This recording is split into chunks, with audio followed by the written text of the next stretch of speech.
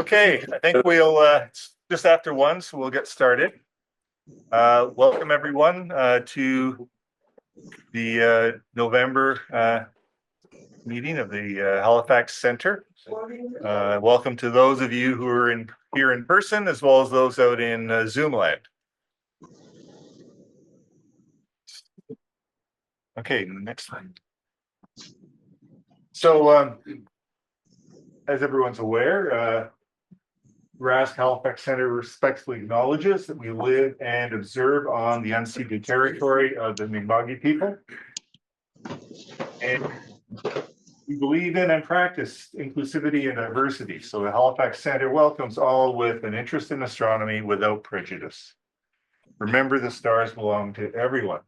So today's meeting, we'll go into a photo montage now. Just remind everyone that the Explore the Universe guides are for sale if you want one. Then we'll have our special presentation by Dr. Connors, followed by a brief social break, and then food for the soul from Paul Heath, news from the board with Tony McGrath, and we'll end up with a presentation of what's up in the November night sky.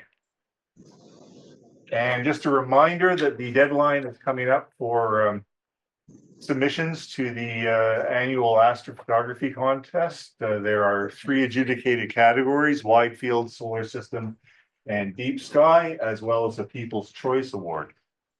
So any person residing in Nova Scotia or any Halifax RASC Center member. So we had a eventful month in October with some really nice aurora and a comet. And some reasonable clear skies. So Jerry Black took this picture of C2023A3, Sachin Atlas, on the 20th of October, and I believe that was from the Swiss Air Memorial. Right. Next one, please. So you're going to see a lot of comet pictures. And Barry Burgess took this really nice image of the aurora on the 10th of October. Very colorful. It's a nice pinpoint stars. And then this is Barry's comet picture. I think he might have taken this. I don't remember. Off of, somewhere in the Bay of Fundy, I think. So Milky Way and the comet taking center place. Next, Stuart Cameron took this picture of the aurora borealis from the middle of Halifax on the 10th of October. So apparently it was. I wasn't here. I was in cloudy eastern townships of Quebec, but apparently you could see it vividly from the middle of the city. Related to the aurora, this is a sketch from Dave Chapman, and he's sketched a number of sunspots on October 10th, and indicates sunspot group AR3848, which was the source of the coronal mass ejection that led to the big light show. Can I ask a question? Yep. That's not pointing right at us. Why did it hit us? Depends on the halo. Well, Yeah. But you can have the CME hit even if it's off center. It just depends on how big the halo is. Certain width to them. Yeah. my answer to the question is, don't ask me, I just drew the picture. I do have a question about the red intensity of the red for the aurora there on the 10th. I saw something online saying it had to do with the exhaust from all the satellite launches up in the stratosphere. Does anyone know why it was so red? Because I've never seen it that red before. I guess it could be. I mean, because the red color is the highest in the atmosphere, right? And then you go down to the blues and the greens. It has a lot to do with the amount of energy put into the system by the speed of the particles, the number of particles satellites and the manner in which they engage with the magnetosphere of the Earth. So it was because it was the next, like, 7 years, yeah, I mean, that, it's not the exhaust, but the intensity of the. Yes. Yeah. Yes. If we're having discussions in the audience, could we speak up a little bit? Oh, sorry. Okay, Okay, next. And David Chapman took this photograph of the comet on the 13th of October, so soon after it became visible in the evening sky. Just ahead of the cloud banks. That was a lucky shot. Jason Dane has a nice series of DSO images. This is Messier 42, the Orion Nebula, and the Running Man Nebula. Next one. The North America and Pelican Nebulae. Get from Jason. And the Pleiades, Seven Sisters. This is a wide angle shot. I think Jason used his 135 millimeter Rokinon lens for that. And a star tracker. Really nice shot. And of course, Jason also took a image of the comet, showing a really calm, glassy lake, autumn colors, the Milky Way, and the comet's actually reflected in the lake. So pretty neat. Jeff Donaldson contributed this image of the Triangulum Galaxy, MSE 33, and you can see some reddish color in there. That those are emission nebulae.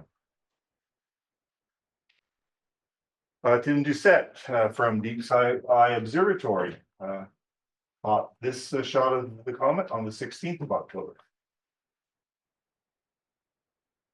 And Lisa Ann Fanning from New Jersey was able to capture this brilliant fuchsia aurora. Pretty impressive.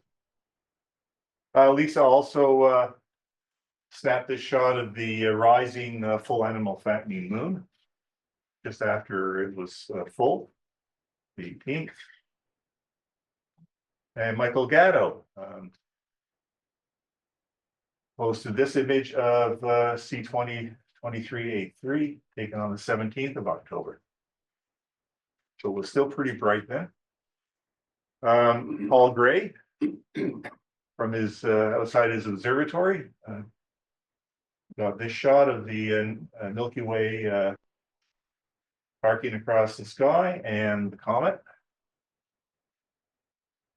And also Jupiter and Ganymede with the Great Red Spot just rotating into view.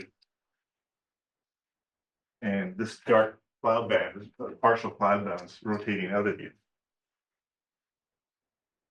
And along with the Jupiter theme, I got this image of Jupiter and the 4 Galilean moons, nicely strung out in a line. And the Veil Nebula by Red Cat and new camera. Sunspots from the 28th of October. Sun's still quite active. And the waning gibbous moon on the 23rd.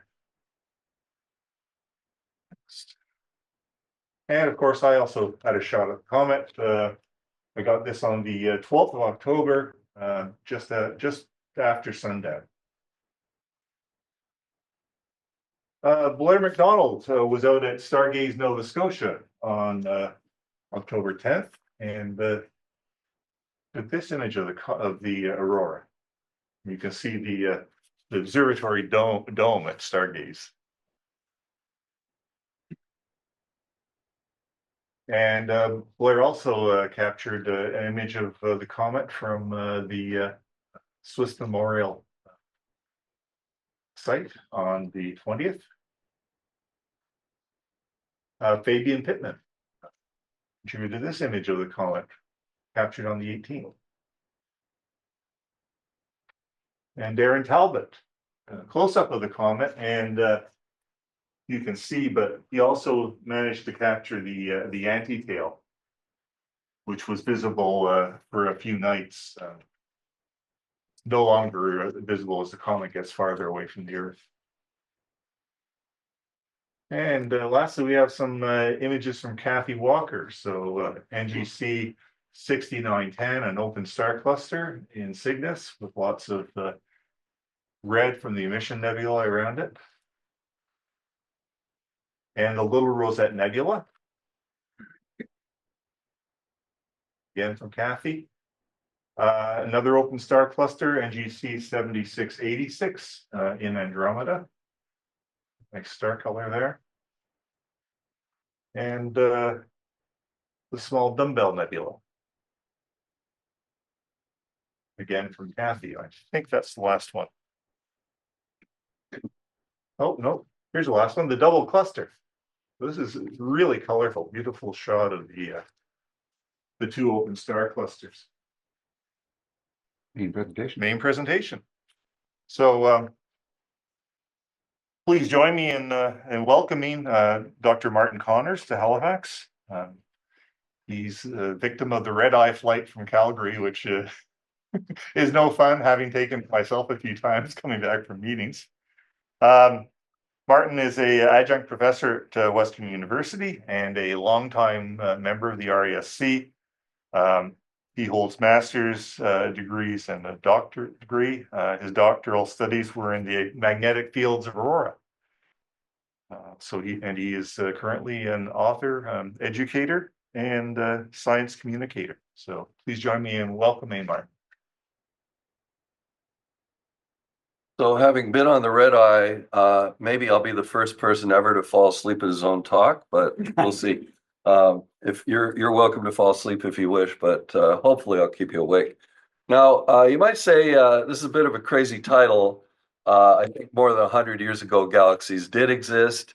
The universe is 13.8 or so billion years old, and we're finding all the time with JWST, et cetera, that galaxies actually formed pretty early in the universe. So what does it mean galaxies did not exist? Well, obviously it means that we didn't really know that there were galaxies, that there were different external galaxies outside of our own. So that's the whole point of the talk. And let's explore a little bit what our own galaxy looks like. Obviously, we had some very nice shots. It's a very beautiful thing if you see it in a dark site with your own eyes. And of course, our cameras are now so powerful that you saw the photographs that your colleagues have taken, and they're amazing. And the galaxy has a lot of structure to it. If you voyage to the southern hemisphere, it gets even better. And so this is from the Rubin Observatory in Chile, I guess it is. And the Milky Way can be a horizontal band across the sky instead of almost vertical as we see it. And you get the center, which is the best part. So there is a key here that I did with the online facilities, astrometry.net, and has put in the stuff that we see. In fact, this is pretty well all stuff that we see, but for us, this is the southern horizon, whereas for this place, it's not. So anyway, you can see some things that are a bit familiar, like Aquila. The stars, because it's so wide field, are a little bit off from what the outlines are, but we can move on. So the point is, if you look at a photo like that, or the ones that your colleagues took, how do we know that we're in a galaxy? I mean, we all know these days what a galaxy is, but how would you show somebody, take one of those photographs and just say, this proves that we're inside a galaxy? Because they may see a picture of an external galaxy. This is an artist's rendering, but an external galaxy kind of looking like that. It's a swirl. Everybody knows what a galaxy looks like these days. How can we show that we are in one? And that, for example, what you see, all those stars and dust clouds, et cetera, very beautiful, is not the whole universe. And so that is the main thrust of this talk, how our historical views developed. So we know galaxies have structure. We know that we're sort of here and looking in that last shot towards the center. We'd see brilliance there, but a lot of dust clouds, et cetera. And then we also know, I could see it very nicely actually from the plane this morning, when you're looking out at Orion, you're actually looking outward, but you're still seeing the galaxy. But how could we prove to somebody if they said, okay, you just showed me this nice photo, how does that prove we're in a galaxy? So it took people a long time to actually put this all together. And here's the promotional part. Just as I've been working on this book just came out, 2024. Or Grauer is the author's name, and it's called Galaxies. And I found it to be a very nice little read. It's only $20 on Amazon.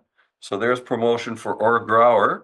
And I'm told that it's actually okay to say that I just wrote a book published this year, Invisible Solar System, also available on Amazon. Unfortunately, I have to just tell you, this one's a better deal because my publisher is kind of expensive. And I am working on a book about the galaxy. An interesting point is this is called Invisible Solar System. You're no longer allowed to have the word "the" in titles because everybody looks for books with web searches. And so publishers don't want to have the word "the" because it gets too many hits. However, if you look up Invisible Solar System, you'll find an awful lot about solar panels. And they actually just recently invented something called an invisible solar panel. So, you know, might seem a clever title, but you still get stuff about buy a solar panel. Anyway, with that being said, this talk is about galaxies, not solar systems, and you'll need to wait. Hopefully I'll have a book out in a year or so about galaxies. Next, please, then, with the advertisement is now over. So, yes, I just wanted to say, if you're talking about, are we in a galaxy? Do you know because you read it in a book? Well, maybe. This is a good book to check out. And it has biblical quotes, as does this talk. Next, please. So, oh yes, also hopefully I'll have a little bit of humor in the talk. So we like books because outside of a dog, a book is a person's best friend. Inside of a dog, it's too dark to read. And this is Groucho Marx, not Carl. So anyway, and we'll move on from books and get back to being a talk. So what does a galaxy look like? I just bought a couple of Terry Dickinson books. I strangely had never seen them before. One about Hubble, and then he recently had, I guess I am talking about books. There's a book that now includes some JWST stuff. And obviously when you get one of these picture books, by the way, they're by Firefly Press, which is Canadian, and they're also a really good deal. But you know, you've got pages and pages and, oh yeah, that's a galaxy, that's a galaxy. What does a galaxy look like? Well, these are all galaxies, okay? And this is a globular cluster. So is a galaxy and a globular cluster easily distinguished? Maybe not. Next then, please. And how about if you have a lousy telescope? Which, don't forget, in history, until very recently, most telescopes were lousy. So faint fuzzies is a term that's often used by people doing observing, and they were just that. I mean, okay, Hubble can get resolved right to the center of a globular cluster. When you look at it with a, David Turner is here, he may remember me as an amateur astronomer with my 2-inch telescope. This is what a globular cluster then looks like. So you saw in the previous slide galaxies that look like globular clusters, and globular clusters just look like blobs in a telescope like that. So, you know, how could we know? How did we find out what galaxies were? So one of the ways that we can find out about things in the sky is by being a little bit more sophisticated about it, in the sense of doing astrophysics instead of astronomy. And astrophysics can be regarded to have come into place around the turn of this century, well, sorry, the previous century, the 20th century, and late in the 19th century, when spectroscopy was developed and applied to stars, obviously initially starting with the sun. And so you could look at colors, that can be done with filters too. You could look at colors, you could try and determine composition, which is a very hard problem in another entire talk if you wanted. But the point is that you could look at a globular cluster in sky space, and you might say, well, there's a blue star, there's a red star, and nobody knew that there were red giants, for example, back at the epoch that I'm talking about. And then you could plot them out, and this was done about the same time as we discovered what galaxies were, and make a color magnitude diagram. And then you can clearly see there are some bright red stars, there are some bright blue stars. So you could pick apart something like that and say, okay, this not only looks that way, but it has these characteristics. So you can apply a little bit more powerful analysis, and that helps. So we'll move on then, please. And why do color magnitudes look this way? Well, the theory of stellar evolution was only developed, let's say, about 70 years ago. And so we now know that stars age. And so they come from an initial phase. I was told by an astrophysicist that I should not use the word collapse here, but that really is what it is. So they start off as a big, very extended blob of gas, and then they collapse down. When they're very extended, they're red in color. That's the red here. And then their radius goes down and they get hotter. And then they become what we would recognize as a star. And then they start to evolve. And then if they're very massive, 2 solar masses here, they will be quite blue. So the Pleiades that I'll show pictures of and you're all familiar with. And then they will eventually become red giants and then go to a fate that I won't be talking about, but they're not stars anymore, basically. However, if you take 2 and you go to 1, you go from, this is 1 billion years. So 2 solar mass star, you just double the mass, the lifetime gets much, much shorter. So our sun should become a red giant at about the 12 billion year mark, and we're only about halfway there right now. So this is astrophysical understanding of processes, and we can use that to pick apart what's going on. For example, with a globular cluster, like I showed you the diagram of before, you can see how many stars have become red giants, and you can determine its age, which in the case of globular clusters usually ends up being quite long. So basically, huge dependence on lifetime, but this is of lifetime on mass, but this is a very recent development that we understand this. So basically, this very long period is the main sequence, and that's hydrogen burning, lots of hydrogen available. It burns actually rather slowly because there's some difficulties in burning it. And however, mass helps and makes your life shorter. So that's how the astrophysical spreading out of the stars, what it's based on is stellar evolution. Again, a very recent development. The time that I'm talking about is 100 years ago.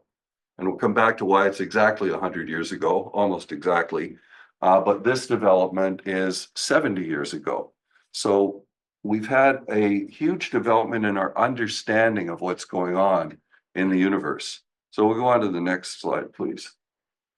So I just thought I'd have a little bit of fun here. So there is a new spacecraft, well, not that new, but relatively new, called Gaia. And Gaia has measured the colors of stars and also their magnitudes, and you can pick them apart. And when I tried to do that just for fun, make the blue ones blue, the red ones red, the other ones white, I got this kind of a psychedelic result. So this actually doesn't add that much scientifically to the talk, but I thought it was kind of cool. And then you can also make, again, these type of, they're often called Hertzsprung-Russell diagrams or color magnitude diagrams. So you could characterize a globular cluster in this manner and tell its very distinct age. But a galaxy, if you just took all the stars or you took all the local stars, you wouldn't really get this. You would get something quite different. And so these astrophysical techniques can pick things apart. So let's go on to the next one and get back a little bit on topic, because wasn't this supposed to be a talk about galaxies? So it turns out that I've been talking about globular clusters for a reason, because they do have an intimate link to our story and a very important one. And some of the things we learned from globular clusters ended up stretched a little bit, helping us to understand about galaxies 100 years ago, almost exactly. And so there are within globular clusters a type of variable star called RR Lyrae stars.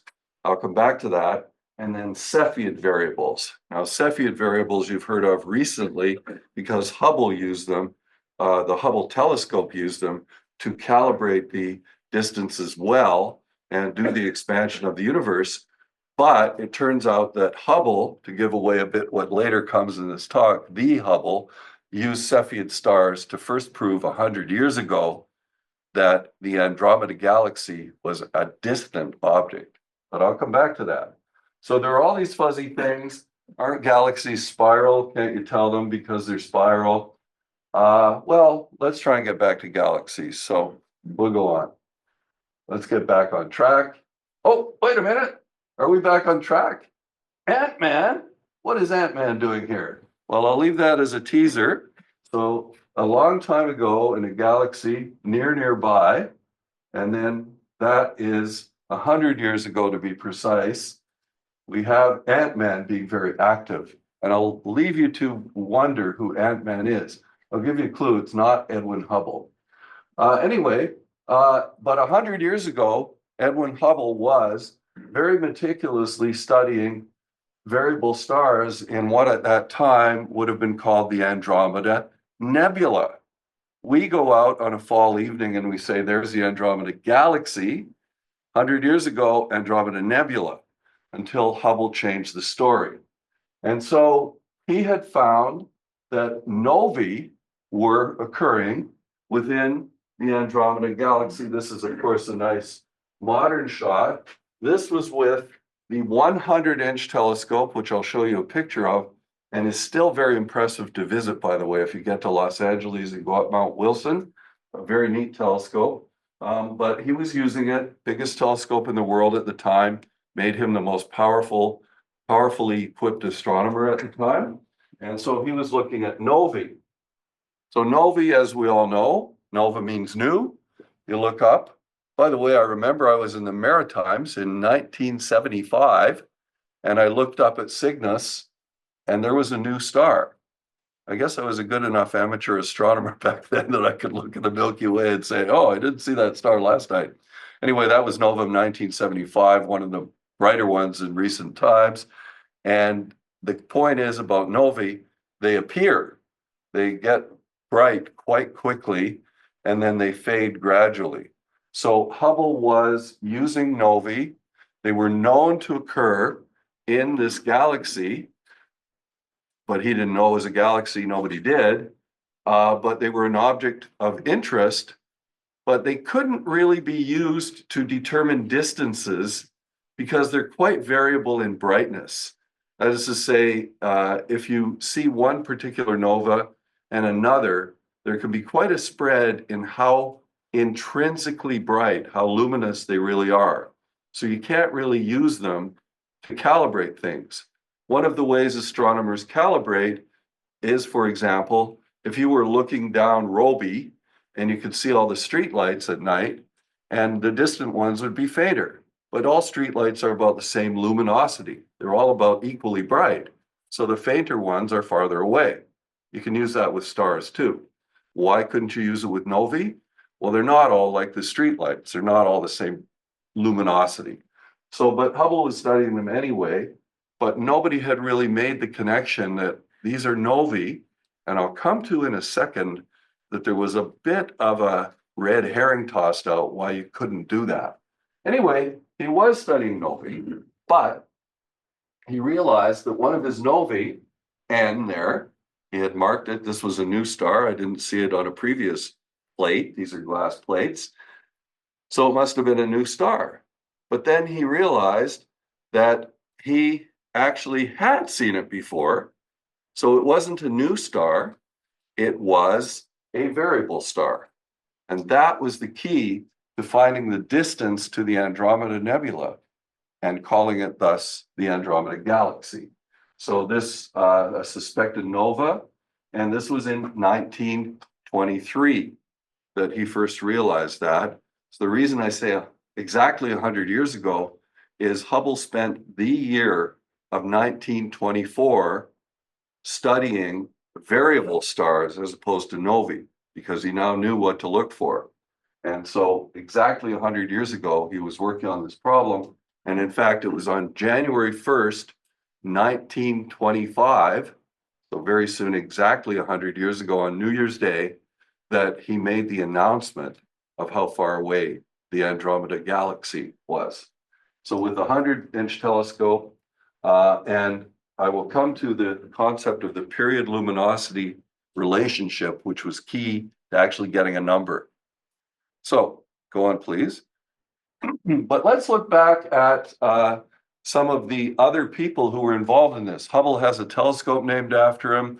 He has a constant named after him, the Hubble constant for expansion, which is, by the way, a different thing that happened in 1929. It's not the subject of this talk, but he never gave credit to anybody else. He was that type of person. In fact, it was Newton who said, if I've seen further, it's because I've stood on the shoulders of giants. By the way, Newton was not a very nice guy, and he was actually, it is claimed, using that to put somebody down. Sounds like a very magnanimous statement, but he was actually trying to put somebody down who was not a giant, was a person of rather modest stature, and he was basically saying, you didn't contribute anything to what I did. But anyway, here are some of the people who were behind Hubble. And this gentleman, I was very pleased to discover, and I have a picture later in the talk, the existence of this person. And I did that by visiting the Flagstaff Lowell Observatory, which if you're ever in the southwestern US, I highly recommend to visit. It doesn't have the world's biggest telescopes. Like I've said, also, if you can go to Los Angeles and see the 100-inch, it's really super impressive. The Lowell Observatory has much smaller telescopes, still really, really well worth a visit. But the point is that Vesto Melvin Slipher is not a name that rolls off everybody's tongue. But yet he did much of the work that Hubble is credited for, especially in relation to the expansion of the universe. So he studied also galaxy rotation. I'll show you that a bit later. He studied the expanding universe, and I've actually found some of his original notes, which I'm studying now. He actually discovered the Big Bang. That's going to be a controversial topic, but in his notes, he did. And in a much different way than we understand it now, but it was still a Big Bang. So that's a kind of an amazing thing. So Slipher to me is kind of a hero. Another very important person in the story was Henrietta Leavitt, because I mentioned the period luminosity relationship. She discovered it by assiduous studies of the Magellanic Clouds. So she was at Harvard in Cambridge near Boston, and they had a Southern Hemisphere observatory. So they'd ship glass plates back to Boston, back to Cambridge, and then she would study them from the Magellanic Clouds.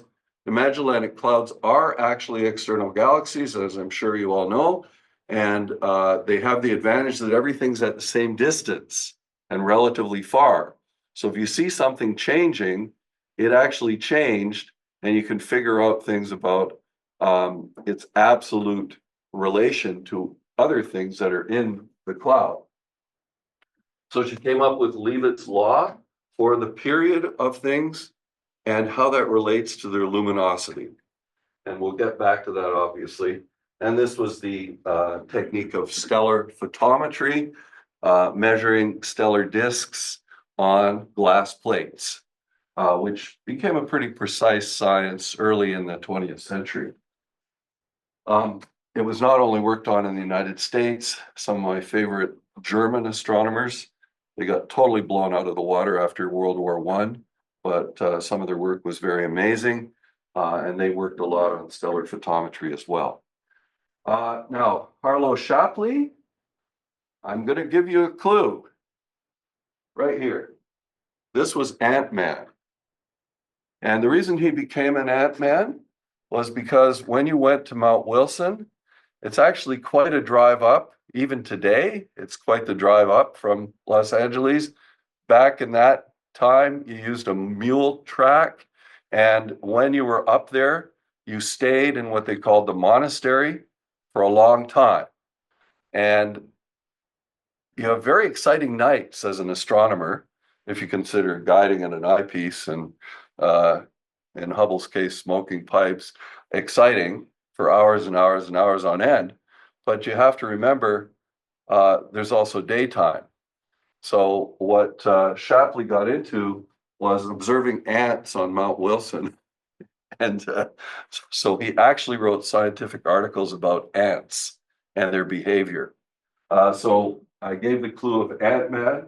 So Harlow Shapley played a big role, but he also wrote scientific papers that you can look up nowadays about ants. So he was very into the use of pulsating stars. I mentioned the two types are Lyrae and Cepheids, and he was using them to determine the size of the Milky Way. So the Milky Way was, he thought he was working on the size of the universe. And you'll see later that he argued that position in a famous debate called the Great Debate. He was also well known later in life for humanism. Obviously, people who lived through, he lived through World War I, he lived through World War II, and when he became a famous scientist, he devoted a lot of his energy to the causes of peace. So if you actually look up his family foundation, for example, it's not mostly about astronomy, it's mostly about humanism. And obviously these days in troubled times with all the wars that are going on, but good thing that somebody works on humanism. Now, if we go way back, the real ancestor of all this was William Herschel, who was a German musician who moved to the UK. Well, I guess it was the UK back then. Anyway, he became the King's astronomer, which was a special astronomer to the king alone. And he received a higher salary than the royal astronomer. The royal astronomer is a position that still exists today. The King's astronomer was a special position reporting directly to King George III, Mad King George, as we often call him, but he had his good sides too. Anyway, once he discovered the planet Uranus, he kind of had it made. But he was also an expert telescope maker. Most people do not realize that. And he was not popular with professional astronomers because he made better telescopes in his own little lab than most professional astronomers had at the time. So the important role that he had here was he also was very systematic, and he made catalogs that we still in fact use today. You can buy a book for amateur astronomers about the Herschel objects.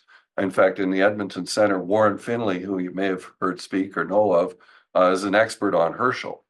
So he started it all off. And then I really would like to fit in another full-size photo here, but is it not working? Bottom. It came where? Oh, yeah, go on. There's another one. I can't. Oh. So my joke fell flat because I had too many animations. Anyway, this is Immanuel Kant. So Immanuel Kant, you may know as a great philosopher. How does he possibly fit into this story? Well, let's go ahead and see. So we'll go ahead. First of all, let's go even further back and look at early views of the Milky Way. Now, as I said, I'm writing a book about galaxies, and I've tried to do a lot of historical research from original sources. And the problem is, for the Milky Way, there are basically no sources. So Aristotle thought it was something in the atmosphere, but there's actually very little depiction in art of the Milky Way. Very little is said about it early on.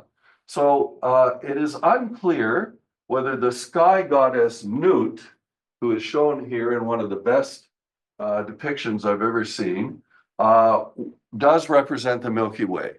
It's tempting to say, well, here's a woman whose body is made up of stars. And, a person has a linear feature, is a linear thing, a person or a goddess. And so the Milky Way is also linear. So many people say that Newt was actually the Milky Way. But I must say it's not clear. She may have also been the entire canopy of the sky, which obviously also has stars. But going against the Milky Way theory is that in Egypt, Newt as the night was believed to come on and swallow the sun. And then in the morning, the sun was reborn. And this daily cycle happened. So in ancient Egypt, astronomers were actually star hour counters. That's literally what the word for people who did astronomy was. They were responsible for counting the hours of the night and keeping the seasons under control. So you'd know when the very important annual event of the flood of the Nile was going to happen. And you could prepare for that, which was important in agriculture for one thing, but even just keeping people safe, for example. So the concept of the Milky Way, Via Lactea, and in fact, in Italian, it's Via Lattea. It's almost exactly the same as it was in Latin. So the Milky Way was seen as a river, but in the Latin sources and the Greek sources, Heracles, also known as Hercules, was the result of a tryst between the supreme god Jupiter and a mortal woman. But Jupiter was a kind of sneaky.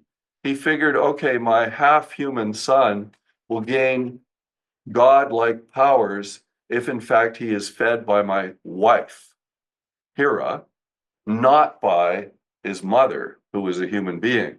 So he snuck up and placed Hercules to be suckled by his wife, only she found out the trick that here I am feeding another woman's baby. So that is bad. She ripped Hercules away, and the milk that he was drinking spread in the sky. That became the Milky Way. So that's why the Milky Way is milky in Latin culture and in Western culture. In other cultures, for example, in the Chinese, the Milky Way is a river. And many cultures have the Milky Way as a river. Our North American native cultures quite frequently regarded it as a path of souls, so that when people died, they followed this path into the heavens. So there were numerous interpretations of the Milky Way, but I have to say that overall, because I'm doing this research, the depictions of the Milky Way or the descriptions of the Milky Way are pretty minimal in ancient research. So maybe people didn't worry too much about what the Milky Way was, but we started to get interested in the topic in Western society, and I've spent quite a bit of time on that, so I better go on, please. So the first scientific breakthrough on the Milky Way actually came from, as many breakthroughs did, Galileo, because even I had my 2-inch telescope, he had a 1-inch or so telescope, which was actually pretty primitive.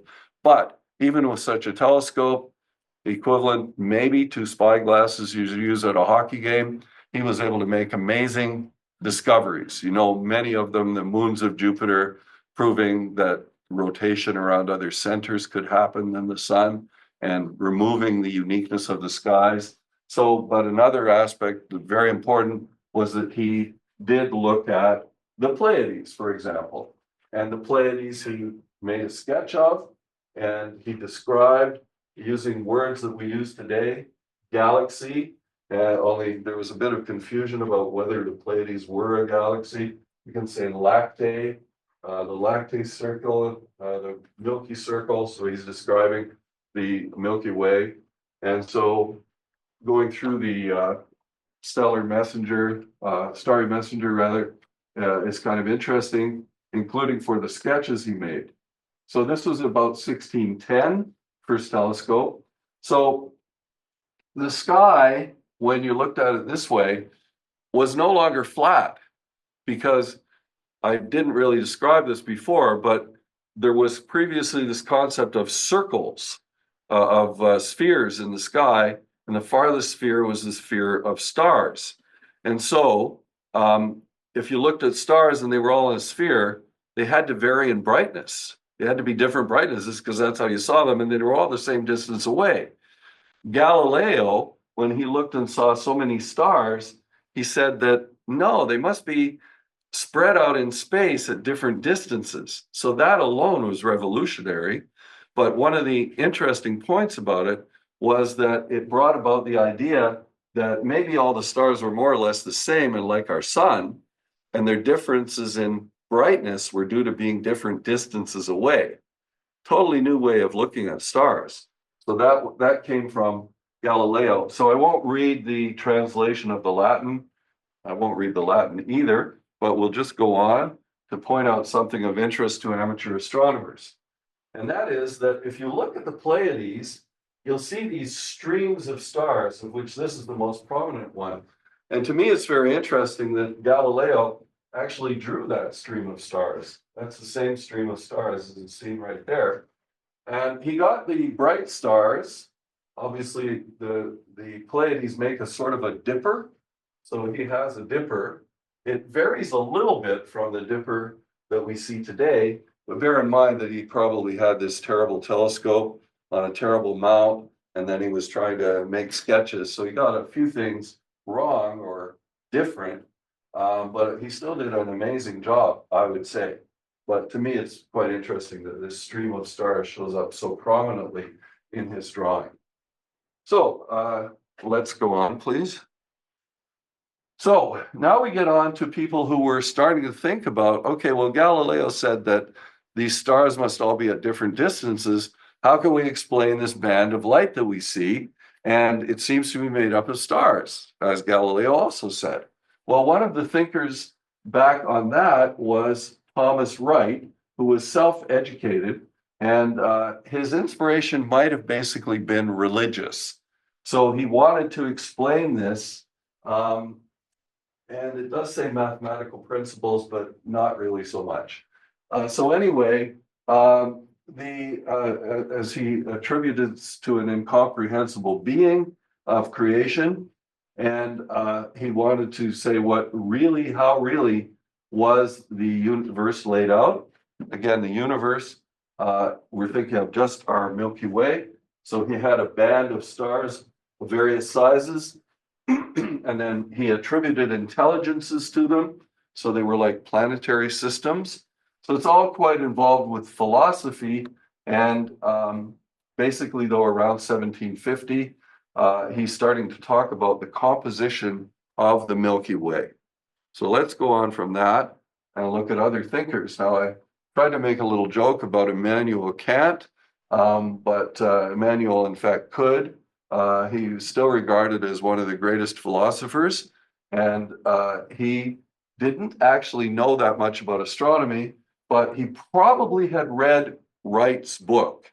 And so that may have been what inspired him to think about the layout of the entire universe. And he had a book called Universal Natural History, and it is quite remarkable. So he thought that basically there must be other systems of stars like the Milky Way. And so this concept came from that the nebulae, some of which had been seen with telescopes, could actually be other galaxies. And this came to be spoken of as the island universe theory. So basically, we're starting to get to the point where Kant, a philosopher, had proposed that there were, in fact, many Milky Ways, whereas most astronomers were looking at just this one band of light and thinking that the Milky Way was the entire universe. So this is back in the 1750s. So it took nearly 200 years to resolve what was the real nature, because again, I'm saying it's 100 years ago from now, and that's about 200 years after these philosophical and partly observational based investigations. So why did all these problems arise? Why did it not become immediately obvious what was going on? Well, Sean Carroll, he has many books and websites, mostly about very basic physics. Why is the universe so damn big? This is a good question, and we can't answer that question right now. But basically, the problem is that stars are really, really far away. So if you were trying to determine the size of the Milky Way, the size of anything else, it's an extremely difficult problem because we have parallax. So parallax is, as I move back and forth here, you'll see me against the screen. I can see you appearing to move, one with regard to the other. The people who are nearby look like they're moving more. The people who are far away look like they're moving less as I cycle back and forth. Well, the Earth also cycles back and forth. And so why don't we see parallax of the stars? The answer is they're just so far away that it does happen. And we now routinely measure it. Gaia, for example, has millions of parallaxes, the Gaia satellite catalog, but very difficult to determine. And in fact, it wasn't until 1838 that Bessel, that may not be this slide, but let's not go on yet.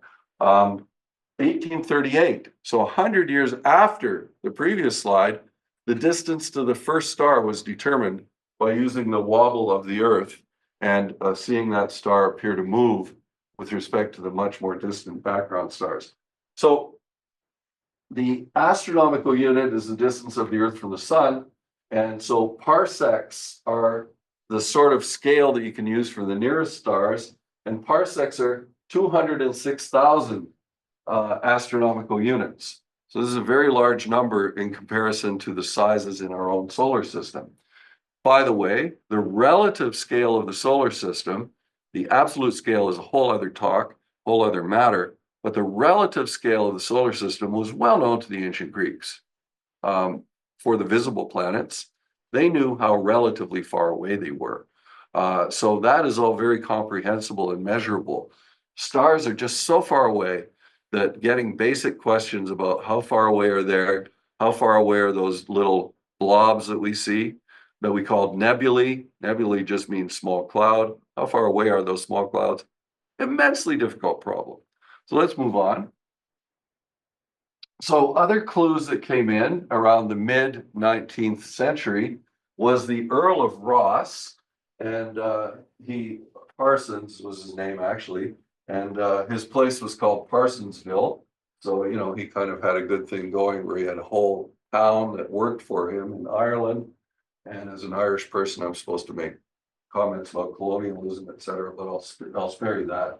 But anyway, basically, he did use his immense wealth to create a telescope that had a 6-foot aperture. And if you were a daring person, you could climb up the ladders and look through. And when you did, you could, with your eye, see that some of these nebulae or little clouds actually had a spiral form. So to us, that immediately says, wow, great, this guy saw the spiral nebulae. If I look in Terry Dickinson's book, I see the spirals. Story is over, right? They should have known that these were spirals and we're a spiral and obvious, right? Well, not so obvious. And I'll show you why in a second. But this is not a very good picture of M33, this is M33. He's more famous for M51, which is the Whirlpool Nebula, the Whirlpool Galaxy. But this is actually M33, nearby galaxy. And not a very good photo, but it gives you the idea of what a modern telescope sees. And this is what he sketched. So sort of spirally. And why didn't spirals give the game away? Well, the next slide should show us why. And it comes down to another person that you may have heard of, which is Laplace. Certainly in studying math in university, you get this name a lot. Laplace was a kind of an interesting guy. He was from a modest background, and he managed to ingratiate himself with the King of France by being a great astronomer. But the amazing thing is that when the King of France kind of lost his head, Laplace made out like a bandit. He allied with the revolutionaries, and then eventually in the Republican government afterward, he rose to be a minister. This star has nothing to do with astronomy. It has to do with being a minister in the government. So Laplace was kind of an interesting guy. There were other people famous from that time, like Lavoisier, the famous chemist, and he played his cards completely wrong. He collected taxes for the king. So when the king got the axe, wasn't that much after that that Lavoisier, the great chemist, also got the axe. But Laplace was he was able to go with the flow and do pretty well under any circumstances, in addition, of course, to being amazingly mathematically talented. But where does this great mathematician come into the story here? Well, much of his mathematical prowess was applied to celestial mechanics. The great celestial mechanics names from the late 1700s, early 1800s are Laplace and Lagrange. And so books were written, and he wrote these immense mathematical tomes that expanded on the work of Newton, but he also wrote a much more general book that doesn't have any equations in it, called The System of the World. And it had no pictures, like most. In fact, Lagrange is famous for saying this book has no pictures, and I'm very proud of the fact, basically. Something tells me that it cost a lot to get pictures made, and it was cheaper just to print, but I'm not sure on that. Anyway, modern pictures take Laplace's theory that he came up with in this book, Système du Monde, of collapse of a gas cloud. Now, it turns out that if you analyze this carefully with modern approaches, you're kind of impressed with how Laplace made big mistakes. But nevertheless, he was Laplace, he was very famous, and in his book, he proposed this and didn't give any equations, so it still had the air of being correct and was very influential. And it said that a gas cloud would collapse and it would form a planetary system, much like we observe. And so this seemed to make a lot of sense. And so people started to think, well, there were no pictures in the book, but if we were thinking what they would look like, this is what they would look like. And wow, that looks amazingly like these spiral nebulae. So the spiral nebulae are probably planetary systems coming into existence. So a big red herring laid by one of the most influential astronomers ever, astronomer mathematicians ever. And nowadays with ALMA, the telescope, radio telescopes in the Southern Hemisphere, we can actually image protoplanetary systems forming. And that's indeed what they look like. Not that far off from what a spiral nebula looks like. So if we try and look back and say, well, why didn't they look at Terry Dickinson's picture books and they would have known?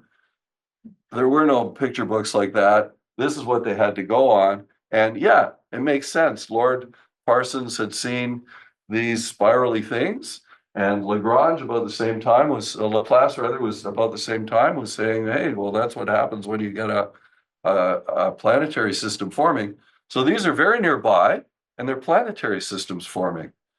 No possible relation to galaxies. This concept was completely unknown. So we'll go on. So 1885, you get a supernova in the Andromeda Galaxy. And I mentioned earlier, out of sequence historically, but that novae later were known. But this was before the novae were discovered. A supernova is at least 10,000 times brighter than a nova. And so the Andromeda Galaxy was there, obviously very spirally, and suddenly this star appears. Wasn't that exactly what Laplace's theory said? There's going to be all this spirally stuff, and it'll collapse into a star. So people were totally misled by this supernova and thinking that, oh yeah, the Andromeda Galaxy is spiral. Laplace said that, yeah, there's these spiral things and a star turns on, and it turned on. So this was a huge red herring. Nobody had any idea what a supernova was. By the way, this guy, Grauer, has another book out called Supernova, also very excellent to have a look at. He doesn't really discuss this particularly in detail, but this is what went on, was that instead of being a clue, the supernova was a red herring. So we all know supernovae nowadays, and it's very easy to look at pictures online and see supernovae. But at that time, this concept was totally unknown. So it looked like it was backing up Laplace's theory that the Andromeda Nebula was just a star forming in our own galaxy. So red herrings galore in this story. So let's go on, and we start to get towards the resolution of this. So as I mentioned, Slifer is one of my heroes, and I was just blown away because I'd never heard of him before. I went to the Lowell Observatory, took this photo, and this was his actual spectrograph that was used with a 24-inch, I think it was, telescope, not a very big telescope. And yet he could see in a very subtle way the rotation of galaxies and how fast they were going away from us in most cases. Or in the case of the Andromeda Nebula, he found that it was actually approaching us at about 300 kilometers per second.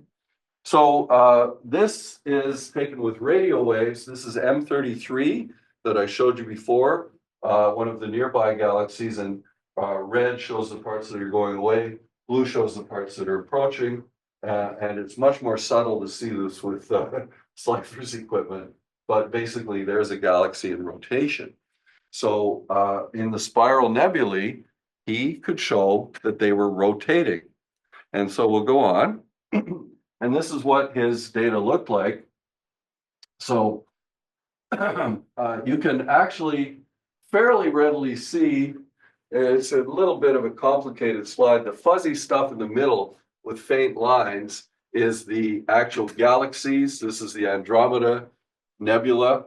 And then you can actually see, it's very hard to see on this slide, but there are comparison spectra. And then, in fact, this NGC 4594 had quite a redshift, which again, it's a little bit, maybe here you can see one line of it that's a little bit offset from the comparison line. Hard to see. But basically, the important point is these speeds were very large compared to the speeds that had been measured recently for stars in the early 20th century for nearby stars. So these were huge. So Slifer was saying, there's something weird about these nebulae. They're moving really, really fast. Not only are they moving very fast, but they're rotating very fast. And so can they be in our galaxy? Can they be parts of the Milky Way? Probably not. So let's go on.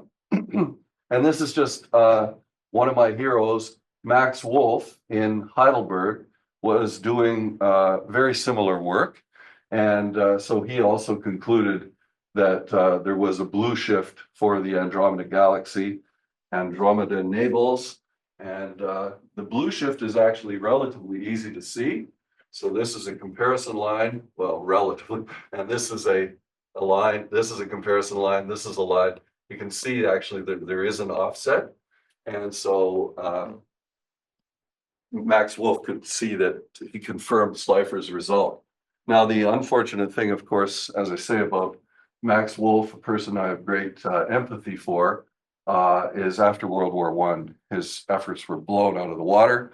And of course, that was, Slifer was only the beginning of the ascendancy of American astronomy. And Hubble was part of that because he had the biggest and best telescopes in the world. And poor Max Wolf, who, if you read his life story, is a very sympathetic character. You know, despite Max Wolf, it sounds like such an aggressive name, but he was actually a very good fellow. But let's not get down the Max Wolf path because I could go on all day on that. Anyway, let's go on. And so now we come to Henrietta Leavitt, and Henrietta Leavitt was analyzing all of these plates, in particular, the ones taken in the southern hemisphere of the Magellanic Clouds, which were, again, galaxies at the same distance. But I think we'll go on to the graphics of this and not read anymore. So let's go on to the next. So this is a picture of the small Magellanic Cloud.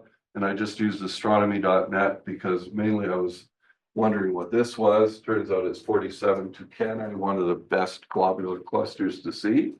And so the point is about the Magellanic Clouds that if you're analyzing variable stars, of which there are quite a number because it is a galaxy after all, small one, but still got lots to work with, and they're all about the same distance away. So we'll move on. Go on one, please. And so why would you use Cepheids? So that was what Leavitt looked at. I mentioned our Lyrae, they're mostly globular clusters, but in galaxies themselves, you had Cepheids.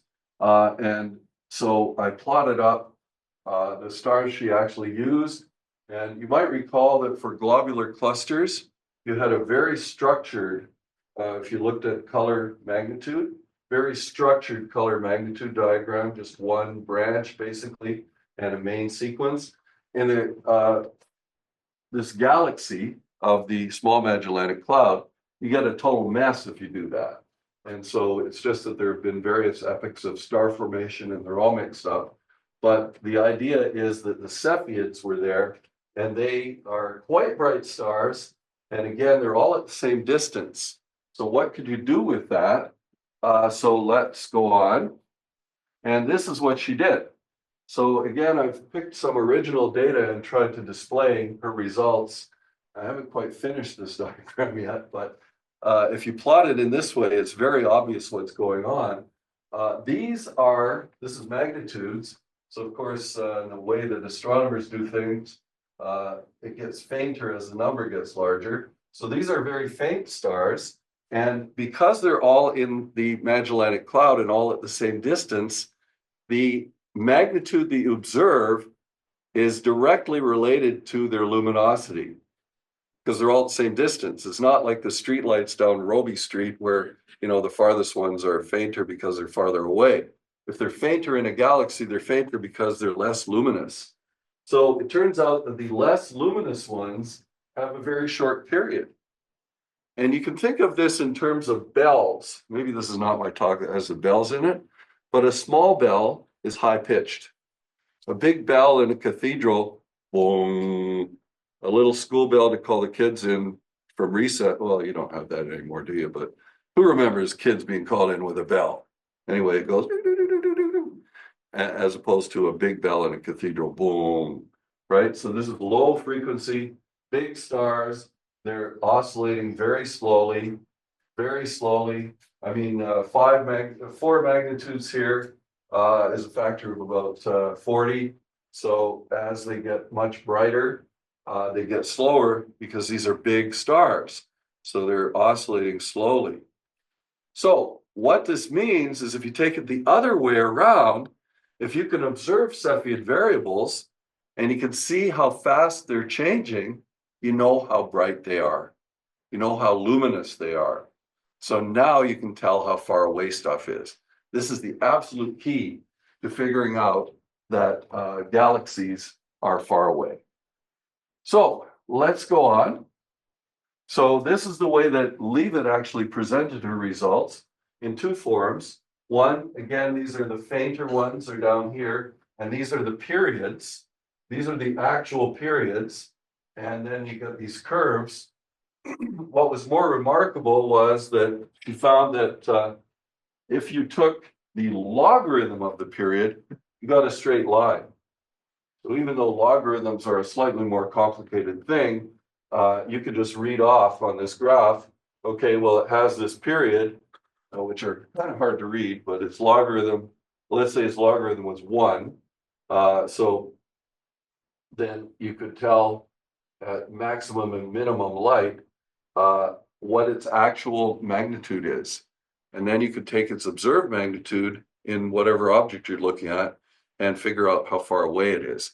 So unfortunately, there's a difficult equation called the distance modulus that lets you do that. There will not be a test. So I just want to point out that this is straightforward to use. You don't need to memorize it.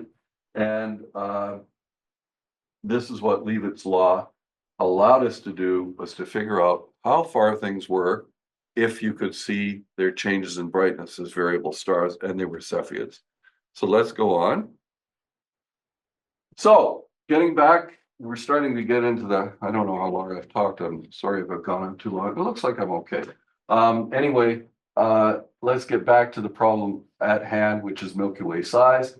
And so the work of Herschel, he had done these star counts. He had found that the Milky Way seemed to be flattened, but it still seemed to be the only thing. And so you could look at globular clusters and use a variant on this technique of Leavitt which was to look at the globular clusters around it. So Shapley found that, as we also see as amateur astronomers, if we go out and we look at where we're going to look at globular clusters to observe globular clusters to see a nice thing in the telescope, which, can be very beautiful, they're mostly concentrated in the center of the Milky Way. And so Shapley was the first one to state that, okay, they're all in the center, and amateur astronomers say, yeah, we knew that. But he also used the variable stars, RR Lyrae in this case, as found in globular clusters, to determine how far away they were. And in that way, he could lay out the 3D structure of our galaxy, much as you see here, and say that these globular clusters form a spherical system. Second very important thing, the sun was not in the center. So that's another theme in astronomy that I really didn't touch on and won't get into, but we always thought we're in the middle of everything. Well, we're not. So we're off to the side. Globular clusters are concentrated near the center, and they form a spherical array, as he could tell, because he could actually tell what their distances were. So let's go on. So Shapley has become convinced that we live in this huge universe, as he referred to it. He could tell the dimensions of it because he could use the RR Lyrae variable stars. And so we get to the Great Debate of 1920, so-called Great Debate, a very famous event in astronomy. The only trouble is I've researched the Great Debate. I find we'd be better to say it was a non-event in astronomy because Shapley, you recall he was Ant-Man and had done a lot of work on Mount Wilson, debated Heber Curtis, who is certainly now less well known. I mean, the big name is Hubble. The second name is maybe Shapley, but Curtis is less well known, but he did believe that galaxies were external. And so just as an incidental thing, he had also observed many solar eclipses, but so he was more of a generalist, and Shapley was seen more as the expert, and he claimed that the Milky Way was the entire universe. So that was what the Great Debate was about. Are there external galaxies, or is the Milky Way the entire universe? So this is a legendary Great Debate, as the title sort of gives you the idea, the Great Debate, but it really was actually kind of inconclusive. And so I like this quote from Sherlock Holmes: capital mistake to theorize before one has data. So there really, in 1920, more than 100 years ago, there was not enough data to answer the Great Debate. And the next slide shows why it was inconclusive. The facts were not quite in, and then the next slide will show that Shapley actually, because there's some subtlety to all this, I mean, the basic lines that I outlined, they work great, but there are a lot of detail. The devil is in the details. So Shapley, it turns out, had gotten the Milky Way to be much too big. Just his variable star studies, some work done in the 1950s corrected it, and it shrunk the Milky Way. But this is the actual comparative size. But Curtis, who was arguing the other way around, actually argued that the Milky Way was rather small. And obviously he was about 10 times too small, 5 times too small maybe, and let's say Shapley was 5 times too big. So really there wasn't enough evidence at the time of the Great Debate, and that's why I conclude that it was inconclusive. Another aspect, so many red herrings in all this, was the work of Adrian van Manen, who was a Dutchman who worked in the US, and he was a good friend of Harlow Shapley, it turns out. And Harlow Shapley, in his autobiography, says that van Manen's work was very misleading for him, but he believed it because Manen was his good friend. How could van Manen be wrong? And so also van Manen, there's stars named after him that are moving very fast. He was a famous astrometrist, so he should have gotten this right. But if you look at these galaxies, they look like they're swirling. And he had gotten these motions that he detected. The trouble was, if those galaxies were very far away and he saw that much motion, the speeds would be greater than the speed of light. So as a result, he concluded that no, these things must be very nearby.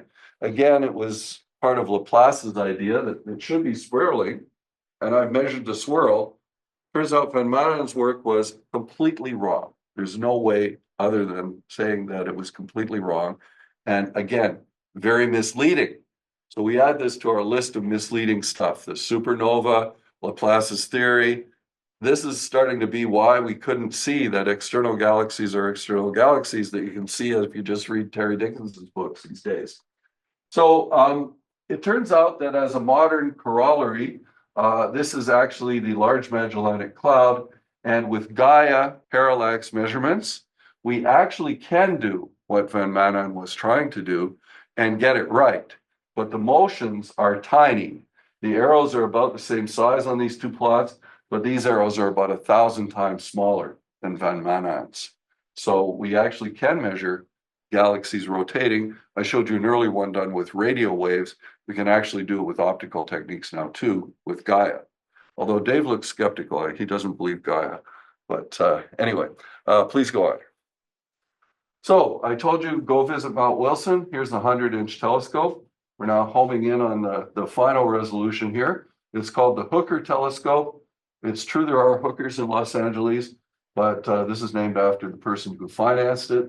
And the spiral nebula question was actually resolved by this telescope. Again, a very impressive telescope to go and see. The entire floor moves up and down to facilitate observing, although much of the observing was done up at the prime focus, riding around up there for fun. You can see some very impressive ladders. Anyway, Hubble had great fun with this telescope. They also had a 60-inch on Mount Wilson that previous to this was given a run for its money by the Dominion Astrophysical Observatory for a short while, but it had been the biggest telescope in the world. And then the 200-inch later built was on Mount Palomar, which is a different place. So Mount Wilson is no longer a great site for astronomy, but Los Angeles put off a lot less light pollution in the 1920s. So it's still a pretty good site and has some very nice features like very good seating. Anyway, let's move on and try and resolve this whole problem. So the busy year of 1924. So I showed this slide before. Hubble had been studying novae, and then he realized this was not a nova. This was a variable star. So his very famous plate from actually late 1923, he took that, and that's when he had that realization. So you have to do some work. Once you make a great realization, you can't just say, oh, this is a brilliant idea, it works, we're done. So he spent the entire year of 1924, 100 years ago, working on finding more of these variable stars and using Leavitt's relation. Once you could find many Cepheid variables in the Andromeda Nebula, you could use Leavitt's relation to determine how luminous they are. Once you have how luminous they are, and you know how bright they appear to be, now you can use the distance modulus formula that I showed you earlier to figure out how far away is the Andromeda Nebula. So that was Hubble's breakthrough. Again, it's breakthrough number one, because his expansion of the universe came about 5 years later. And this is one of his light curves. So you have to observe these at different times, and then you have to sort of guess and adjust what the period is. And you can plot them all up and determine the period. So each individual dot is from a different time, but they've all been what we call folded. And then you get a light curve and a nice period. And once you have that period, then you know how luminous it is. Once you know that, you know how far away it is. So that's what Hubble spent the entirety of 1924 doing. And then on January 1st, 1925, it's announced for him, he wasn't actually there, that the Andromeda Galaxy was of order 1 million light years away. So let's go on. And so now we know that, in fact, once you do some of the types of corrections that I discussed before, the devil's in the details, we know that the Andromeda Galaxy is 2 million light years away. So you go out there on a nice autumn night and do the tracing, Pegasus, and then the trails of Andromeda, and then you follow, and there's the Andromeda Galaxy, as we now call it.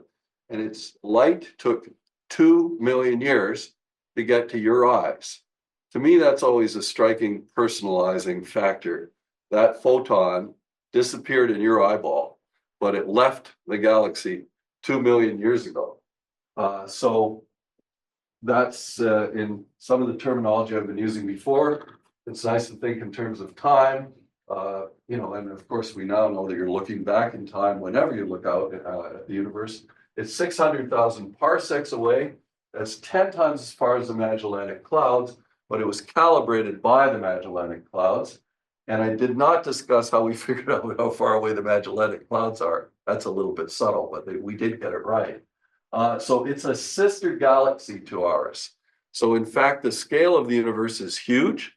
Once you get the Andromeda Galaxy and you know how big it is, you can just take a photo and see other galaxies and they're much smaller. Just from that alone, you can conclude that they're much more distant. And of course, we use Cepheids now to calibrate that very precisely, etc. So we're in a huge universe. And then there was an interesting article in Sky and Telescope not that long ago about what's called M31V1, the first variable star in M31. And it can be seen with a 30-inch telescope. So Edmonton RASC has a 32-inch. I inquired earlier here, there's a 25-inch available. You probably could see this variable star from that telescope. And you can determine a light curve. This is an amateur discovered, a light curve determined by an amateur astronomer following in Hubble's footsteps. And the whole story is answered. There are galaxies. We've known it for 100 years. Some people had ideas about it before, but it was proven 100 years ago by Hubble. And we live in a huge universe, and that all changed January 1st, 1925. So I'd just like to end with a human lesson. So we found out our own galaxy only by comparing it to others. The Andromeda Galaxy in particular, if it was a spiral galaxy out there, now we could start to say, well, we see ours and it's actually a spiral galaxy. It's quite subtle to determine that, but that inspired doing it. Now, the Oracle of Delphi in Greece had this, apparently, it's no longer there, but it said above the door when you came to get this mystical guidance, know yourself. That was probably the more important guidance that you got from that site. And so, to me, the discovery of galaxies meant that that was the only way we could find out about our own galaxy. So we know ourselves through looking out at the cosmos. So I think that the people who worked on this, many of them got it wrong. Many of them put together this complicated story, and finally Hubble had the keys to make it all 100 years ago tell us that there really were galaxies. But they had the privilege of working on this, of thinking about it. We have that privilege also. We have so many resources to work with. So let's keep it up. Let's keep going and be the astronomers that we are. Thank you.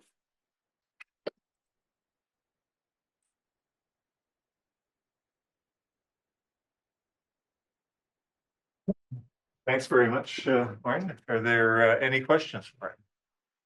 Yes. I've got a question about the 4 stars that are highlighted in that curve. What's the significance of those? I really have no idea. So it may be that those are the amateur observations. Maybe there were only 4 of them. It's probable that the others are actually Hubble. There was a coordinated Hubble amateur project. So this was in Sky and Telescope, and I lifted it from there, possibly without reading enough. I'm going to guess that those were, you know, I mean, it's still pretty impressive to go out and observe a variable star and get those observations, which is what I think is the answer, but I'm not 100% sure.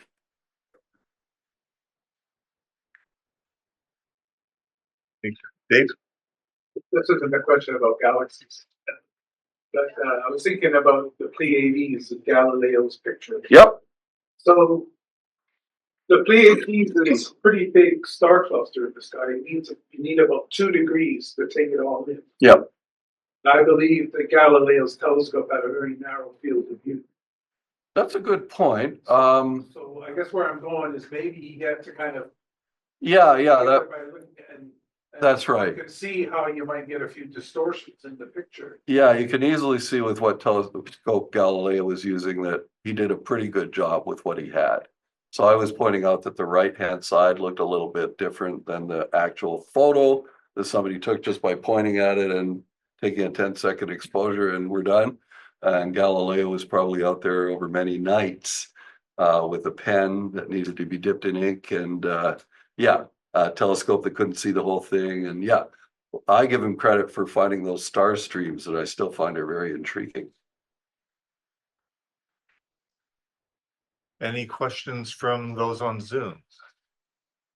No. Oh. Dave. Let me make a correction. I knew. Please make the correction. The AAVSO started a project about 15 years, 14 years ago, to image the M31B1 because it was you could detect it even on CCDs with amateur CCDs. Yeah. Even, in very small telescopes, an inch or something like that. So you don't need a 30-inch telescope to image it. No, that's a good point. I think that means to visually see it. He asked the AVSO members to image it for a project that year while he was the director of AVSO.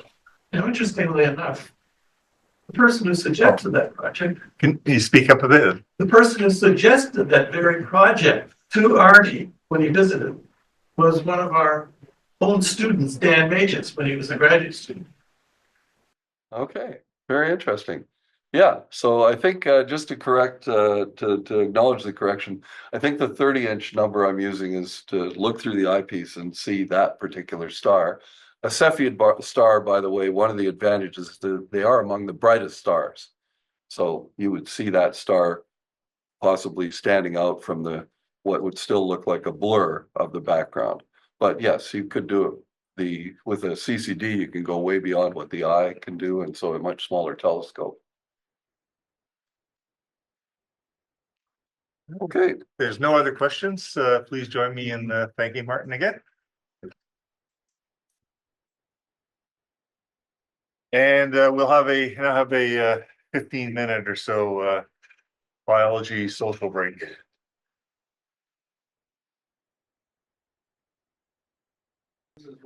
Okay, I hope everyone had a chance to get something to snack on, have a coffee, whatever. If you're out there in Zoom land, and we'll start the last part of the meeting with Paul Heath's aptly titled poem Nebula.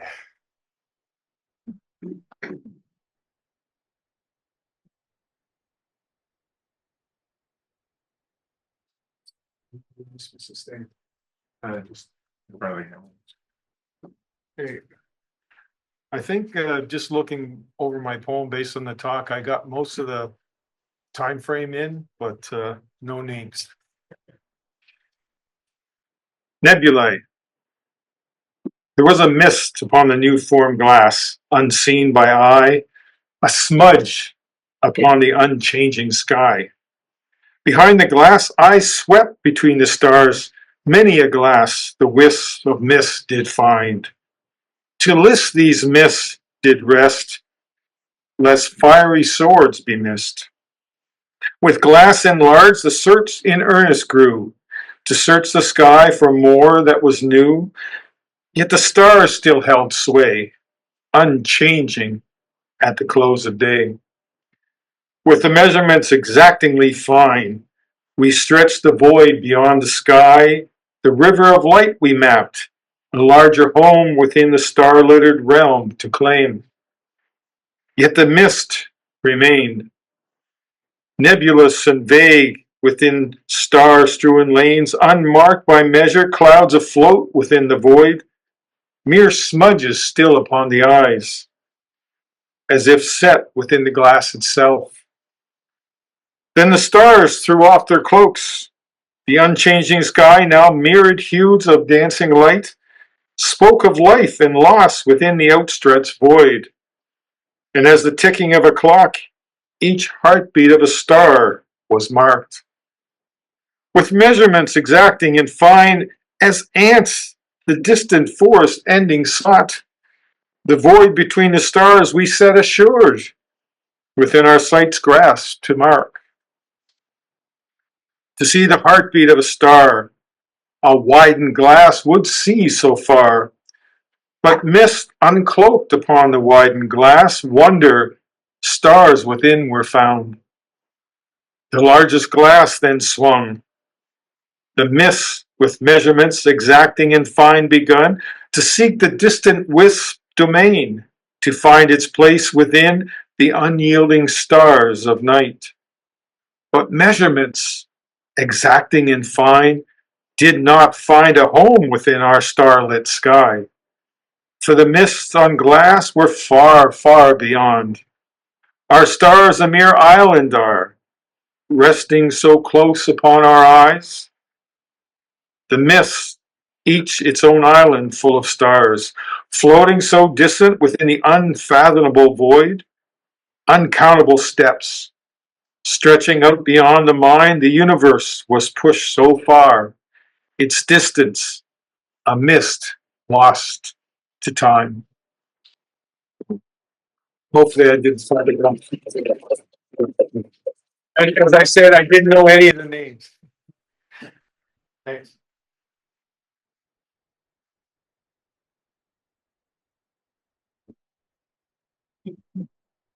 Thanks for that, Paul. Now we have Tony with news from the board. David, just two very brief announcements. One is just a reminder that, as many of you know, the RASC has a number of awards to honor members who promote astronomy, and so the nominations for those awards are open. The deadline for nominations is the 31st of December. These awards are national awards, and they will be determined at or announced at the General Assembly in May. So go to the RASC national site and just search for awards, and you can find all the information there concerning the types of awards. So if you think about the members, think about the membership, some of the work that's been done, have a look at those awards. The second item is it's the end of the year again. Ooh, another year gone by. So the AGM is Saturday, the 7th of December. We do have some business to conduct at the AGM. One is there will be some amendments to the bylaws. Judy has sent those to the announcement list, so look for those and have a look at them. Judy's done tremendous work there to keep those documents well organized. So have a look for those. If you haven't seen them, because sometimes we've had some issues with the email list, just let somebody know and we will make sure to get them in your hands. Any questions or comments on any of that, you just can direct them to Judy and she'll be happy to respond. Reports and agenda will be forwarded as we get closer to the date for the AGM. Nominations for all positions will be open. We have our slate of 10 folks involved in the board of directors, 4 executive positions and 6 directors. So if you're interested in participating, please, or know somebody who is, please encourage them to put their name forth as a nomination. You'll see some information coming out. You may have seen it already from Peter. Posted it to the announcements. Okay, thank you. And finally, the speaker for the December AGM is our very own Lisa Ann Fanning of Nova Notes fame. And she has a topic on stereoscopy, which should prove very interesting. Thank you. There's one other item. Sorry, Mary Lou this escaped me. I don't want to. Mary Lou has something announcement that she would like to. Yes. Wait till Jerry finds it there. Yes. So we're taking nominations for any position on the board. This is your opportunity for inside information and unrelenting power. So volunteer, find out what's going on, how it goes on, how you can make it better or more interesting for what you happen to like in astronomy. It's not a closed group. Revolution's welcome, potentially. Does everybody here know Roy Bishop? Yeah. 19 years editor of the Observer's Handbook. My predecessor as honorary president of the Halifax Center, past president of the National Society, etc., etc. So there's a telescope. It's going up for auction next month at our annual meeting. This is Roy Bishop's go-to telescope from his cottage on the Minas Basin. That is a, who makes it? No, that's a Mak-Newt Newtonian with a carbon fiber tube. Roy gave me this telescope to do with what and as I wished. This is an f4.8, 6-inch Mak-Newt Newtonian. It is the David Levy Comet Hunter from Explore Scientific. Yeah. And what I want to do is put this telescope up for silent auction next month at our annual meeting as part of a fundraiser for the St. Croix Observatory Maintenance Fund. Next month, if all goes according to plan, there will be an announcement about the St. Croix Observatory Maintenance Fund. And I want this telescope to sell to somebody who will use it and enjoy it and appreciate it. Proceeds to go to the St. Croix Observatory Fund. F4.8, 6-inch Mak-Newt Newtonian, carbon fiber tube, dew shield, straight through illuminated reticle eyepiece. It's an 8x50 binder. A Vixen alt-azimuth mount that's motor driven. So Tony calls that a track and train. And that is a wooden Berlebach tripod. The focuser accepts 2 and 1 1/4 inch eyepieces. There are no eyepieces included with the telescope. I would like to do this with a silent auction. I would like to announce this to the membership on the list. And if I can figure out how to do a silent auction online, maybe I can get that going. And I would, next slide, I would like the starting bids. I would like the bids to start at $500. This is new, worth roughly $3,000. Yes, next month at our AGM, and we have a speaker next month at our AGM, I believe, in addition to the annual general meeting and the bylaw changes and all the boring stuff that is necessary. So that's the story on the telescope. Does anybody have any questions? Tell all your friends. This is a really sweet telescope going for a really sweet deal. Dave? So is this the kind of silent auction where you know what the latest bid is? Good question. Okay. My thinking on silent auction is you put a box, people put their bids in, and the highest bid gets the telescope. But if we do it online, I'm not too sure. I think there's another name for that. Silent auctions I know of, you know what the latest bid is. Oh, do you? So, I mean, I don't know whether I should even try this online or whether we should just bring the telescope in and get the bids put in a box and figure that out, or what I want to do. But I want to let all of our members know about it. So obviously it's got to go out on the announce list. So if there are people who we know who are not members, can we entice them to the Yes, bidding? yes. So can we have access to the photographs that you have showed us so that we can post this? Would you like me, yes, if I put this on the members announce list, I'll put it on the photos. Okay? Yes. Yeah. Thank you. What else can I do to sell this telescope? It's a lovely instrument. It's got nice, beautiful, nice wide field, fast optics. It's good for a lot more than just comet hunting. Crisp images, beautiful. Yeah, it's highly desirable on the used market. Yeah. This particular scope. Mm. They don't come up very often. I didn't know Roy had that. He had it hidden at his cottage and it was just inside the door. So he could just pick it up, all assemble, pick it up, set it out on the deck and start observing. What about that astrophysics refractor? I really don't know about that. I was surprised to have this one come into my possession. Have you used it? No. I got no eyepieces. And I'm not an active observer anymore. For a whole lot of reasons. But there it is.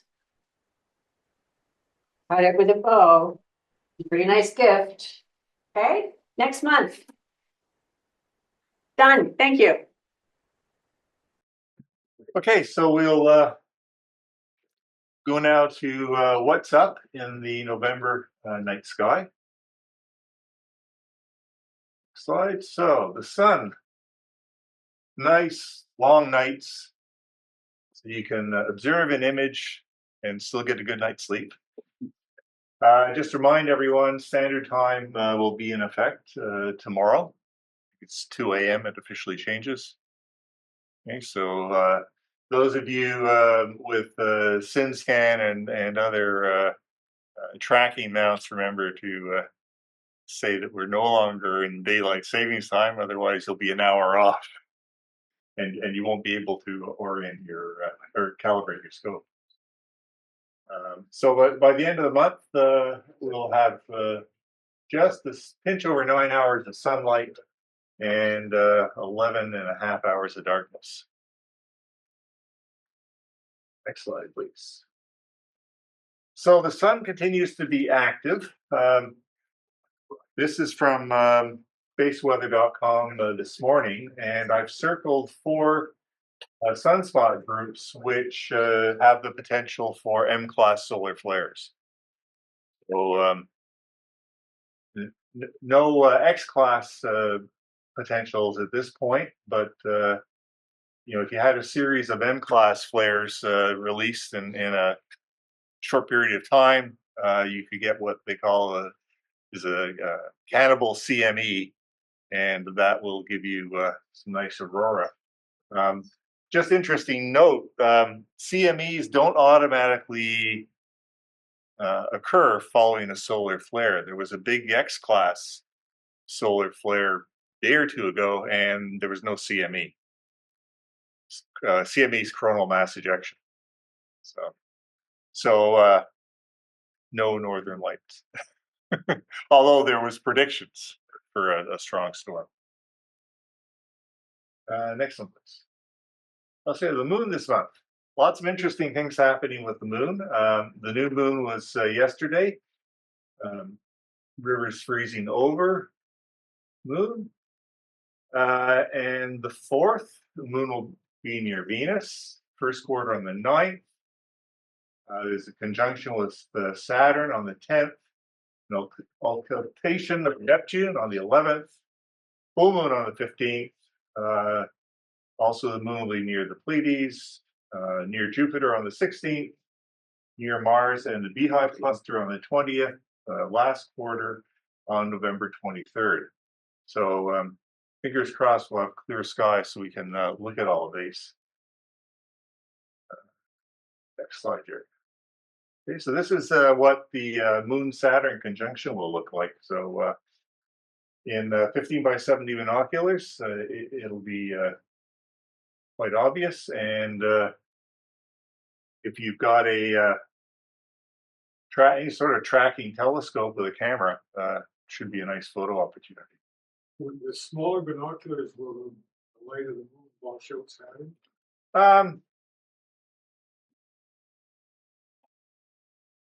I don't know, probably a little, but I don't think so. I mean, Saturn's still fairly bright. So is there an occultation?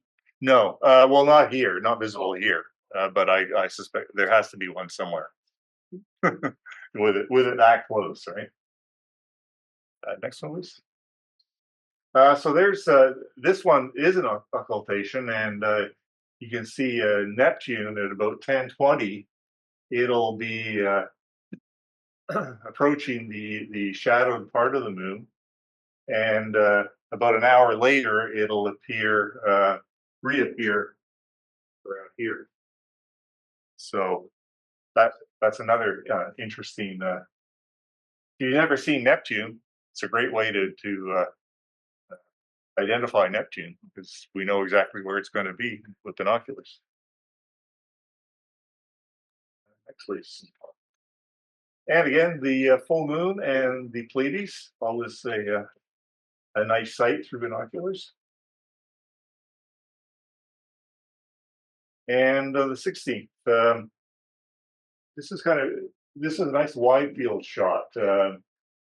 So the moon, Jupiter, Taurus, the Hyades, Auriga with Capella, lots of nice objects there to admire with binoculars. And if you have a DSLR with an APS-C sensor and a 24mm lens, you can frame that quite nicely. And even with you don't even need a star tracker. Just with a tripod, you get some nice shots. Next one, please. And lastly, we have the Mars, the waning gibbous moon, and the Beehive cluster, all in field of view of 7x50 binoculars. So that's November 20th around 11:30. I'll stay up a little later, so that's why I put a challenge there. Next one, please.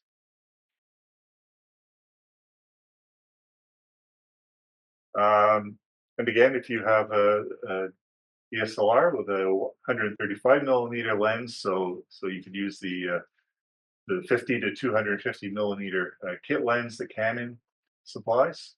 Again, nice framing of those three objects. Nights of November 7th to 11th are good nights to tick off the lunar targets for Explore the Universe. So the lots of those targets will be nicely contrasted. There'll be nice shadows, so they'll be easy to pick them out. So you have to observe 3 of each in binoculars or Explore the Universe. So 3 mare and 3 craters. Next, please. Planets. Interesting month. All the planets are visible if you've got good horizons. Mercury is very low in the southwest after sunset. Venus also low in the southwest, but a little bit higher than Mercury. Mars rises before midnight, and it will be in Cancer. And it's also brightening as the month progresses. So Mars is getting closer to us. So the size of the disk is increasing. Jupiter rises just after sunset, and it's obvious in Taurus. If you go out, set out after sunset and look to the east, you'll can't miss Jupiter. Saturn's in Aquarius after sunset, but it does set a bit after midnight. So Uranus is in Taurus for all of November, reaching opposition on the 17th of November, but it's so far away that the disk doesn't appreciably appear any larger. And Neptune is in Pisces before midnight. So if you don't mind losing some sleep, you can get all of the planets after sunset. Next one, please, Jerry. So this is just to show you where on the 16th, just after sunset, 5:15, that's where Venus and Mercury will be. So if you got a so-so horizon, you'll be able to see Venus, but you need a really nice flat southwest horizon to catch Mercury. Explore the Universe autumn constellations: Pegasus, Andromeda, Cassiopeia, Perseus, and Aries, illustrated there. Easy to find, and you don't have to stay up late. 6:30 p.m., middle of the month. That's what you'll see. Autumn stars, major stars within those constellations.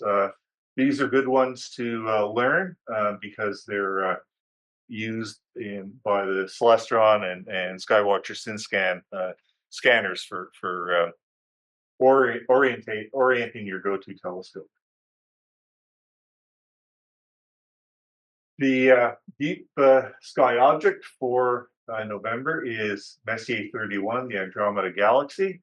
You just heard about it. It's a barred spiral with Messier 110 and Messier 32 as satellite galaxies. So pretty easy to find. Find Cassiopeia follow the arrow, and that'll bring you down to the general area of Andromeda. Next one, please. And the double star for November is a star in Capricornus. The name is David, Beta 1 Capricorni. The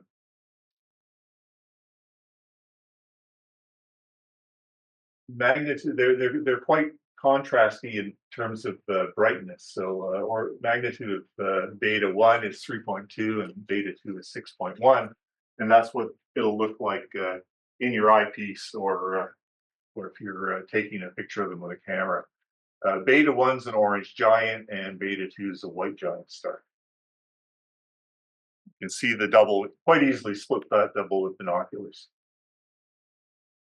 Next one, please. We have meteor showers coming up this month. There's actually 3 of them. So there's the torrid meteor showers.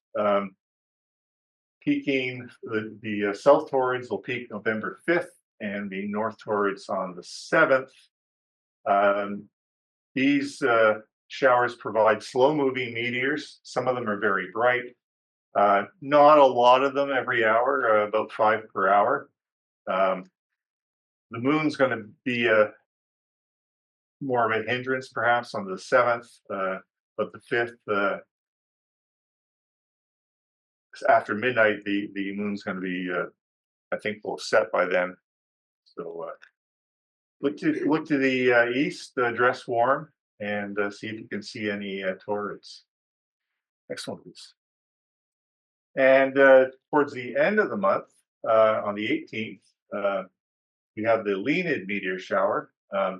Now, that corresponds to the full moon or near full moon, so going to be challenging. But this is a really interesting meteor shower. I was reading up on it. It's the result of the Earth passing through the debris trail left by comet P55 Tempel-Tuttle. And this particular comet's due back in the inner solar system in 2031. And each time it comes around, it kind of refreshes that debris trail. And within a few years after its reappearance in the inner solar system, it comes like every 33 years, can be a really bright outburst of meteors. And one that's quite famous was in 1833. There was a Leonid meteor storm, and observers estimated 100,000 per hour.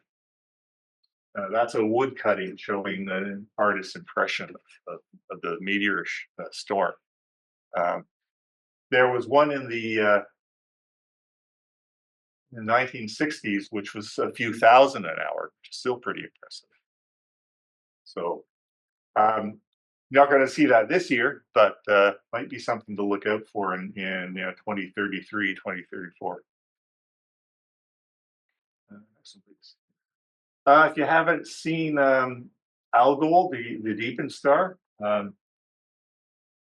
you can, on the 5th, if you look out, well, as soon as sun sets, and if you look in to where the star is located in Perseus, you can watch it dim as soon as Perseus rises, reaching its minimum at 9:17, and then after midnight, it'll go back to its maximum. So change of magnitude, a whole order of magnitude. So pretty obvious. Caused, of course, by the rotation of the double star, with one star, the red star here, you see dimming the most. The brightest star is the blue one, and when it passes in front of the red star, the dimming's less obvious. Next one, please. Okay, so that's it for what's up in the sky. So fingers crossed. we have a good month for observing. And just to remind everyone, be here for the annual general meeting on the 5th of December, either in person or via Zoom. And there'll be a regular members meeting open to the public after that. And there'll be the silent auction for that sweet telescope. Say again, the date of the annual general meeting. It's the 5th, isn't it, Judy? 7th. Sorry, 7th. Put it in your phone. December 7th. Excellent. Matt. Those like big meteor storms, 100,000 per hour. Are they like predict that in advance, or is it just kind of? No. Yeah, it's whatever you get, you get. Although there does seem to be this 33-year cycle, more or less. Can you repeat the question?